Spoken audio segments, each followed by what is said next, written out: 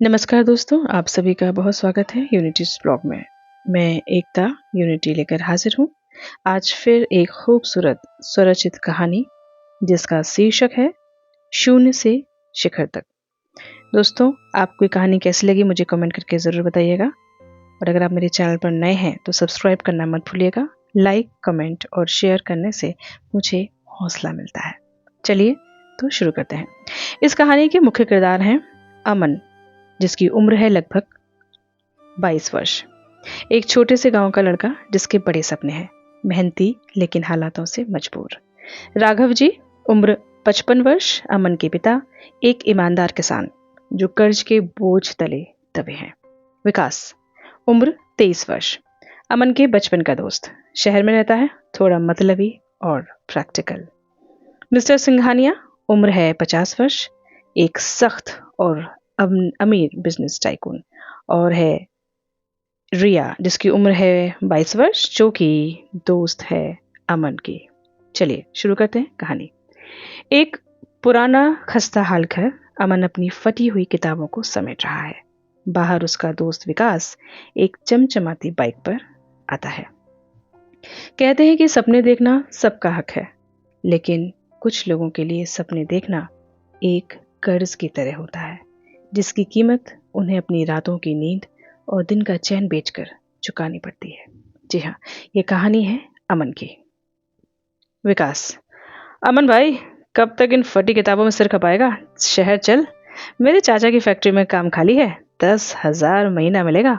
गांव में रहकर ये IAS IPS के सपने देखना छोड़ दे। अमन मुस्कुराते हुए, विकास, बाबूजी ने अपनी बंजर जमीन पर खून पसीना सिर्फ इसलिए नहीं बहाया कि उनका बेटा किसी फैक्ट्री में मजदूर बन जाए। मुझे कुछ बड़ा करना है। तभी अचानक घर के बाहर कुछ शोर सुनाई देता है। अमन भागकर बाहर आता है। गांव का साहूकार उसके पिता राघव जी की कॉलर पकड़े खड़ा था और कहता है, राघव, अगले महीने तक अगर मेरा 3 लाख का कर्जा नहीं चुकाया ना, तो इस घर और तेरी जमीन पर मेरा कब्जा होगा, समझा? राघव जी हाथ जोड़कर, साहूकार जी, इस बार फसल खराब हो गई थी, थोड़ा वक्त दे दो। पीछे खड़ा अमन ये सब देख रहा था। उसने नम आंखों से अपने पिता को देखा और बिना कुछ बोले अपने कमरे में आकर लेट गया। वो रात अमन और उसके पिता भूखे पेट गुजार रहे थे। अमन सारी रात करवटें बदलता रहा और उसे अपने बचपन से लेकर आज तक की बिताए सारे लम्हे याद आने लगे। अमन की माँ का देहांत बचपन में ही हो गया था, जब उसकी बहन का जन्म होने वाला था। गरीबी, लाचारी और तंगहाली के चलते राघव जी अपनी नवजात बेटी को भी न बचा सके। वो सदमा इतना गहरा था कि अमन उसे कभी नहीं भुला पाया। ये रात कट चुकी थी। अमन सुबह उठा और उसने ठान लिया कि अब वो शहर जाएगा और विकास के चाचा जी की फैक्ट्री में काम करके पिताजी का सारा कर्जा चुका देगा। बैग लगाकर अमन अगली सुबह शहर जाने वाली बस में बैठ जाता है। दोस्तों, पिता के आंसुओं ने अमन के पैरों में बेड़ियां नहीं बल्कि उड़ने के लिए पंख लगा दिए थे। वो अपनी किस्मत बदलने शहर जा रहा था, लेकिन शहर जितना चमकदार दिखता है, अंदर से उतना ही अंधकार में होता है।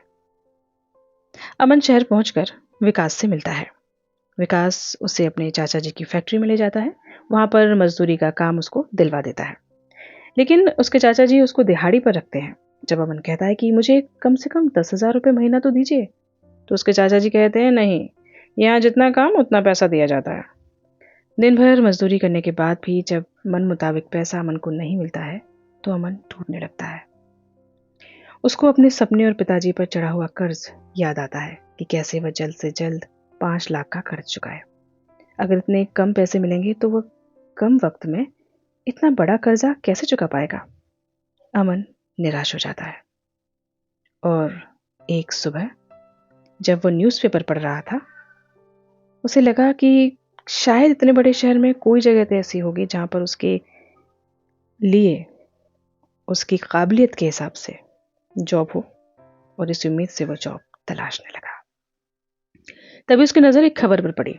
जिसमें लिखा था, नए स्टार्टअप आइडिया लाने वाले युवाओं को एक बहुत ही प्रतिष्ठित कंपनी मौका देगी। जो भी उस कंपटीशन का विजेता होगा उसको बहुत ही अच्छी फंडिंग दी जाएगी।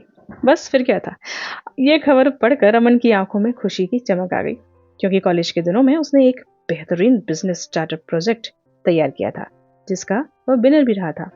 उसने बिना देरी किए तुरंत विकास को फोन किया और इस खबर के बारे में बताया। विकास से पूछा कि ये कंपनी कहाँ है, चलो हम चलते हैं। और वह दोनों चलने को तैयार हो गए। दोनों लोग ऑफिस में जाकर बात करते हैं तो पता चलता है कि खबर सच्ची है। जी हाँ, न्यू बिजनेस स्टार्टअप आइडियाज आमंत्रित किए जा रहे थे, एकदम फ्रेशर्स युवाओं के लिए। तभी अमन के पास विकास के चाचा का फोन आता है, क्योंकि वह आज काम पर नहीं गया था। उसके चाचा जी ने अमन को खूब खरी खोटी सुनाई और कहा, टाइम से फैक्ट्री पहुंचो, नहीं तो तुम्हारे जितने पैसे बने हैं ना सब काट दिए जाएंगे। तो अमन को तुरंत वहां से निकलना होता है। उसने दुखी होकर विकास से कहा कि मेरा ये प्रोजेक्ट तू जमा कर देना, मुझे तो फैक्ट्री जाना होगा यार। विकास ने कहा, दोस्त चिंता मत कर, मैं हूं ना, सब संभालूंगा, तेरा ये प्रोजेक्ट भी मैं सबमिट कर दूंगा, तू निश्चिंत होकर निकल। विकास अमन का प्रोजेक्ट लेकर उस शानदार ऑफिस में जैसे ही कदम रखता है, वहां की चकाचौंध देखकर विकास का मन लालच से भर जाता है। उसने मन ही मन कुछ सोचा और इस प्रोजेक्ट को जमा कर दिया। एक सप्ताह बाद उस प्रोजेक्ट के विनर की लिस्ट पेपर में प्रकाशित की गई। अमन ने नियमित रूप से पेपर पढ़ने की आदत डाली ली थी और वो ईमेल भी चेक करता था। उसे पक्का यकीन था कि उसका प्रोजेक्ट जरूर से सिलेक्ट होगा।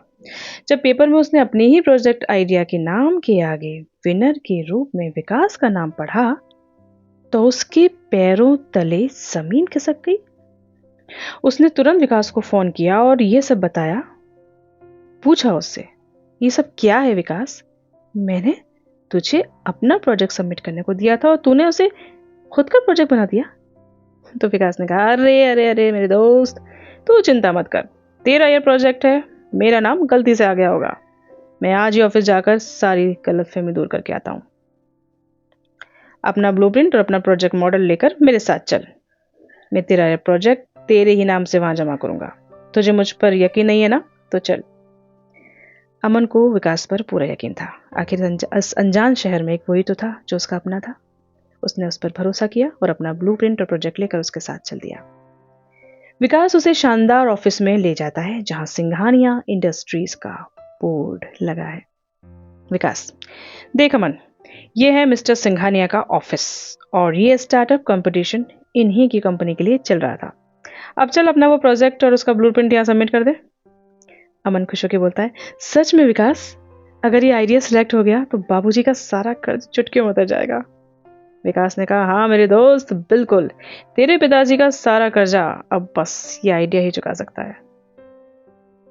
बिना वक्त गवाए अमन अपना पूरा प्रोजेक्ट और ब्लूप्रिंट विकास को सौंप देता है। अगले दिन प्रेजेंटेशन होती है। अमन हॉल के बाहर इंतजार कर रहा होता है और उसे पूरा विश्वास था कि मंच पर से उसका नाम पुकारा जाएगा। तभी अचानक वो देखता है कि स्टेज पर विकास खड़ा है और वो अमन के ही आइडिया को अपना बताकर मिस्टर सिंघानिया के सामने प्रेजेंटेशन दे रहा है। और दूसरी तरफ मिस्टर सिंघानिया, ब्रिलियंट आइडिया विकास, इस प्रोजेक्ट के लिए विनर तुम ही हो। इतना सुनते ही अमन दौड़ते हुए आता है। सर, ये झूठ बोल रहा है, ये आइडिया मेरा है, इस फाइल पर मेरी मेहनत है। मिस्टर सिंघानिया ने विकास से पूछा, विकास, ये लड़का कौन है और ये क्या बोल रहा है? विकास ने कहा, सर मैं इसे नहीं जानता, होगा कोई गांव का लड़का। तभी सिंघानिया सर ने कहा, गार्ड्स, इसे बाहर निकालो, ये अंदर कैसे आ गया? गार्ड्स अमन को धक्के देकर बारिश में बाहर निकाल देते हैं। अमन सड़क पर बैठ जाता है और उसके हाथ की फाइल कीचड़ में गिर जाती है और वो फूट फूट कर वहीं रोने लगता है। दोस्तों, जब आपका सबसे करीबी दोस्त आपको धोखा दे तो इंसान का भरोसा सिर्फ उस दोस्त से नहीं बल्कि पूरी दुनिया से उठ जाता है। आज अमन पूरी तरह टूट चुका था। उसे दूर दूर तक उम्मीद की कोई किरण दिखाई नहीं दे रही थी। उसे लग रहा था जैसे उसके साथ बहुत बड़ा विश्वासघात हुआ है। लेकिन तभी दूसरी तरफ एक गाड़ी अमन के पास आकर रुकती है और गाड़ी से उतरती है रिया।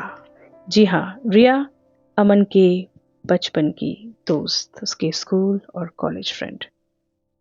वो छाता अमन के ऊपर करती है। रिया क्लासमेट थी और अमन को बहुत अच्छे से पहचानती थी। अमन को ऐसे सड़क पर पड़ा देख रिया चौंक जाती है और पूछती है, अमन, तुम यहाँ इस हाल में कैसे? और ये क्या हाल बना रखा है तुमने? इस कंपनी के बाहर तुम इस तरीके से सड़क पर क्यों बैठे हो? मुझे कुछ समझ में नहीं आ रहा, ये सब क्या हो रहा है? एक साथ इतने सारे सवाल सुनकर अमन टूट गया और रोते हुए रिया को सारी सच्चाई बता दी। रिया बोलती है, ओ अमन, वो प्रोजेक्ट, वो तो तुम्हारे कॉलेज का फाइनल ईयर प्रोजेक्ट था ना? विकास उसको अपना कैसे बता सकता है? तुमने मेहनत की उस प्रोजेक्ट पर, विकास ने उसे चोरी किया है।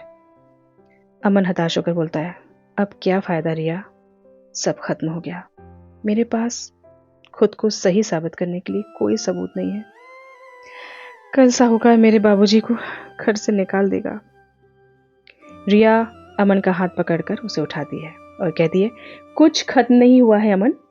जो आइडिया चुराते हैं ना, वो सिर्फ शब्द चुरा सकते हैं, वो दिमाग और वो विजन नहीं चुरा सकते जो तुम्हारे पास है। चलो मेरे साथ। अमन कहता है, तुम्हारी कोई क्यों ही सुनेगा रिया? आखिर तुम कौन हो? ये सिंघानिया इंडस्ट्रीज है। रिया ने अमन का हाथ पकड़ा और कहा, उठो, चलो मेरे साथ।